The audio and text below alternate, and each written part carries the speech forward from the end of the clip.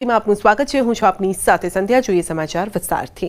અમદાવાદમાં અસામાજિક તત્વો બેફામ બન્યા છે। માણેકબાગ, શ્રેયસ ટેકરા અને આંબાવાડીમાં આતંક જોવા મળ્યો છે। રસ્તા પર પાર્ક કરેલા 26 વાહનોના ટાયર ફાડી નાખ્યા। છરાથી 2 શખ્સોએ અનેક વાહનોને નુકસાન પણ પહોંચાડ્યું। આરોપીઓ સીસીટીવીમાં કેદ થયા છે અને 30મી જુલાઈની રાત્રે આ બનાવ બન્યો હતો। બનાવ સીસીટીવીમાં કેદ થયો છે। 2 શખ્સ ટાયર ફાડતા હોવાનું સામે આવ્યું છે અને પોલીસે સીસીટીવી ફૂટેજના આધારે હવે તપાસ હાથ ધરી છે કે આખરે કોણ છે આ શખ્સો। વધુ અપડેટ મેળવીશું સંવાદદાતા ઋત્વિજ પાસેથી। જી ઋત્વિજ, પોશ વિસ્તારમાં આતંક જોવા મળ્યો છે અસામાજિક તત્વોનો। ચોક્કસથી સંધ્યા, આજે બનાવ છે તે 30મી જુલાઈએ રાતનો બનાવ હોવાનું સામે આવ્યું છે। જે 2 શખ્સો હતા તેમણે લગભગ 26-25 થી વધારે વાહનો છે તેમાં નુકસાન પહોંચાડ્યું હતું અને રસ્તા ઉપર જે વાહનો પાર્ક કર્યા હતા તે તમામ વાહનોના ટાયરો તેઓએ છરીથી કાપી નાખ્યા હતા। માણેકબાગ, શ્રેયસ ટેકરા, આંબાવાડી વિસ્તારનો આ બનાવ છે। સમગ્ર ઘટના છે સીસીટીવી કેમેરામાં પણ કેદ થઈ છે, એટલે આ મામલે હાલમાં પોલીસ દ્વારા જે સીસીટીવી ફૂટેજ છે તેના આધારે વધુ તપાસ શરૂ કરવામાં આવી છે। પરંતુ ખૂબ જ ગંભીર બનાવ કહી શકાય કે એક સાથે આટલા બધા વાહનોને નુકસાન પહોંચાડવું અને એક જ એમાંથી જે છરીથી તેઓએ જે ટાયરને નુકસાન પહોંચાડ્યું છે એ ખૂબ જ ગંભીર બાબત ગણી શકાય। જ્યારે આરોપી પકડાશે ત્યારે હકીકત જાણી શકાશે કે આખરે એવું તો શું કારણ હતું કે માત્ર તેઓએ જે ટાયર છે તેને જ નુકસાન પહોંચાડ્યું છે। હાલમાં પોલીસ દ્વારા આ સમગ્ર મામલે ફરિયાદ નોંધીને જે સીસીટીવી ફૂટેજ છે તેના આધારે આરોપીઓને પકડવા માટે અલગ અલગ ટીમો બનાવવામાં આવી છે। જી, આપનો આભાર।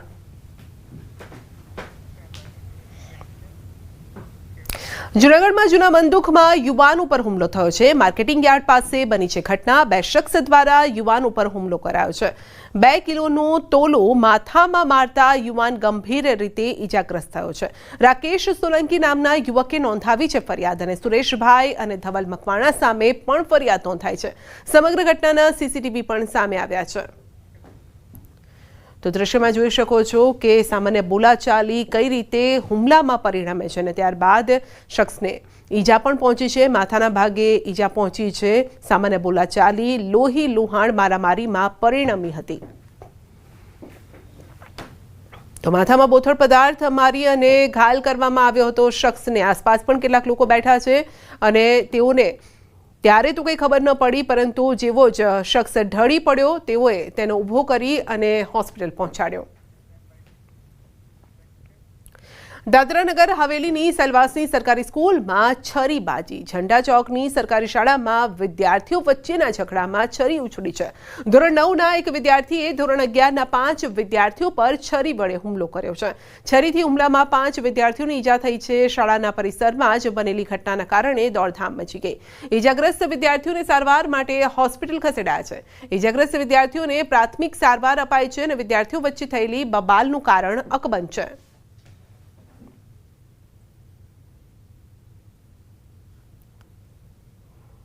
क्या मालूम सर, वहाँ पे खड़े थे तो इधर लग गया था ना कान में।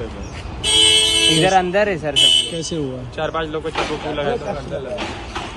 सर क्या मालूम चक्कू लगा कि क्या लगा है। उधर तो हम लोग खड़े थे, छुट्टी के टाइम। सब अंदर है सर। દ્વારકાની રાવલ નગરપાલિકા પ્રમુખના પુત્રએ પત્નીને છરીના ઘા ઝીંક્યા છે।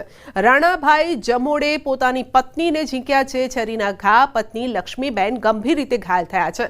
હુમલો કરવા પાછળનું કારણ અકબંધ છે અને પોલીસે રાણા જમોડ વિરુદ્ધ ફરિયાદ નોંધી રાણા જમોડની અટકાયત કરીને તપાસ હાથ ધરી છે। તેમાં એક મહિલાને એમના જ પતિ દ્વારા તીક્ષ્ણ હથિયાર વડે એના ઉપર હુમલો કરવામાં આવેલો હતો। જીવલેણ હુમલો કરવામાં આવેલો હતો। ભોગ બનનાર જે છે તેમના પત્ની, તેમનું નામ છે લક્ષ્મીબેન રાણાભાઈ જમોડ અને તેમના ઉપર હુમલો કરનાર તેમના પતિ જ રાણાભાઈ રામશીભાઈ જમોડ। આ બાબતે કલ્યાણપુર પોલીસ સ્ટેશન ખાતે ફરિયાદ દાખલ થયેલી છે। ફરિયાદ દાખલ થતા તુરંત જ આરોપીને હસ્તગત કરવામાં આવેલ છે, તેમજ આગળની તપાસ Kalyanpur police station PI TC Patel નાઓ ચલાવી રહ્યા છે। ખેડામાં મહેમદાવાદના રુદન ગામના તળાવમાં 50 જેટલા કપિરાજો ફસાયા હોવાનું સામે આવ્યું છે. 5 દિવસ પહેલા મહેમદાવાદમાં 9 ઇંચથી વધારે વરસાદ પડ્યો હતો અને જેના કારણે ડાકનિયા તળાવની અંદર આવેલ ઝાડીઓમાં 50 કપિરાજ ફસાઈ ગયા હતા. તો ગામના સરપંચ તેમજ સ્થાનિકો દ્વારા આ કપિરાજોને બહાર કાઢવા માટે પ્રયત્ન કરાયો. વાંસના લાકડાની નિસરણી બનાવીને બહાર કાઢવાનો પ્રયાસ કરાયો હતો અને જેમાં તમામ કપિરાજને બહાર કાઢવામાં સફળતા મળી છે. આ ગ્રામ પંચાયત રુદનનું ડાકણે તળાવ છે. તેમાં 25 તારીખના રોજ જે ભારે વરસાદ થયો 9 ઇંચ જેટલો, એમાં રાત્રે 50 જેટલા વાનરો ફસાઈ ગયેલા. આજ રોજ તારીખ 28 તારીખની રોજ અમને ખ્યાલ આવ્યો કે અંદર વાનરો ફસાયેલા છે. તો ગામના મુસ્લિમ મિત્રો તેમજ આજુબાજુના સ્થાનિક યુવાનો દ્વારા તારીખ 30ના રોજ અમે અભિયાન ચલાવ્યું. એના અંતર્ગત વાંસની એક સીડી બનાવી અને તેમાંથી 35 જેટલા વાનરો હાલ બહાર કાઢ્યા છે. સુરતના ઉમરા વિસ્તારમાં ભારે હૃદય વાળી ઘટના બની છે. હૃદય દ્રાવક આ ઘટના બની છે, જ્યાં જિલ્લા પંચાયત ક્વાર્ટરમાં રહેતા શિક્ષક અલ્પેશે 2 પુત્ર સાથે સામૂહિક આપઘાત કર્યો હતો. 2 વર્ષના બાળકને અને 8 વર્ષના બાળકને ઝેર આપી દીધું અને આ બંને બાળક બેડ પર મૃત હાલતમાં મળી આવ્યા, જ્યારે કે શિક્ષક ગળે ફાંસો ખાધેલી હાલતમાં મળી આવ્યો છે. જેમાં તપાસ દરમિયાન આપઘાત પાછળનું કારણ શિક્ષકની પત્ની હોવાનું સામે આવ્યું છે. પત્નીના અફેરથી ત્રાસી અને પતિએ કૃત્ય કર્યું છે. તો તપાસ દરમિયાન પોલીસે મોબાઈલ માં ચેટ મળી આવી છે, વિડીયો પણ મળી આવ્યા, તેમજ એક સુસાઇડ નોટ મળી આવી છે. પતિના અફેરથી પતિ કંટાળી ગયો હતો અને અનેકવાર તેની પત્નીને સમજાવ્યા છતાં કોઈ રસ્તો ન નીકળતો હતો. આખરે તેણે પોતાના બંને બાળકોને ઝેર આપી પોતે પણ આપઘાત કરી લીધો. પત્ની ફાલ્ગુનીના અફેર બાબતે પોલીસને ડાયરી પણ મળી આવી છે. પતિ અલ્પેશ છેલ્લા 3 મહિનાથી પત્નીના અફેર બાબતે ડાયરીમાં લખતો હતો. ઉલ્લેખનીય છે કે પતિ પત્નીના 10 વર્ષ પહેલા પ્રેમ લગ્ન થયા હતા અને આ પુરાવાના આધારે પોલીસે ગુનો નોંધી અને તપાસ હાથ ધરી શકે છે.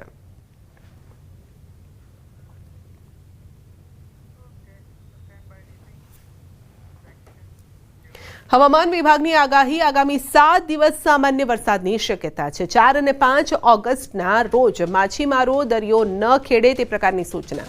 અમદાવાદમાં સામાન્યથી મધ્યમ વરસાદની આગાહી છે. ઓગસ્ટ મહિનામાં વરસાદની સ્થિતિ સામાન્ય રહેશે. आज का जो फोरकास्ट है 1 तारीख से लेकर 1 अगस्त से लेकर 7 अगस्त तक कोई भारी वर्षा की संभावना का पूर्वानुमान नहीं दिया गया है, लेकिन जो अनेक स्थानों में हल्का से मध्यम बरसात का संभावना रहेगा राज्यों में. और जो फिशरमैन वार्निंग है इसमें हमारा 4 अगस्त और 5 अगस्त के लिए दिया गया है. स्क्वाली वेदर के साथ 40 to 50 किलोमीटर प्रति घंटा जो हवा का गति रहेगा, उसमें गास्टिंग रहेगा 60 किलोमीटर प्रति घंटा में गास्टिंग विंड स्पीड रहेगा. और अहमदाबाद और आसपास क्षेत्रों के लिए आज हल्का से मध्यम बरसात का पूर्वानुमान है. સરદાર સરોવરની સપાટીમાં સતત વધારો થઈ રહ્યો છે. ડેમની સપાટી 133.2 મીટરે પહોંચી છે અને ડેમની સપાટી વધતા ભરૂચમાં અપાયું છે એલર્ટ. બપોરે 3 વાગે ડેમના 23 દરવાજા ખોલવામાં આવશે. ઉપરવાસમાંથી 4,74,000 ક્યુસેક પાણીની આવક થશે. દર કલાકે ડેમની સપાટીમાં 15 સેન્ટીમીટરનો વધારો થઈ રહ્યો છે. નર્મદા ડેમ 81.37% ભરાયો છે. નર્મદા ડેમમાંથી પાણી છોડવા પર ભરૂચ કલેક્ટરે પત્ર લખ્યો છે. ભરૂચમાં નદીકાંઠા વિસ્તારમાં રહેતા લોકોને જરૂર પડે તે રીતે સ્થળાંતર કરવા માટે તંત્રને અપીલ કરી છે. માછીમારોને નર્મદા નદીમાં જવા પર પ્રતિબંધ ફરમાવ્યો છે અને નર્મદા ડેમમાંથી 4,36,000 ક્યુસેક પાણી છોડવામાં આવશે. નર્મદા નદીમાં જળસ્તર વધવાની શક્યતાને લઈને એલર્ટ જાહેર કર્યું છે અને હાલ નર્મદા ડેમની સપાટી 133 મીટર પર પહોંચી છે.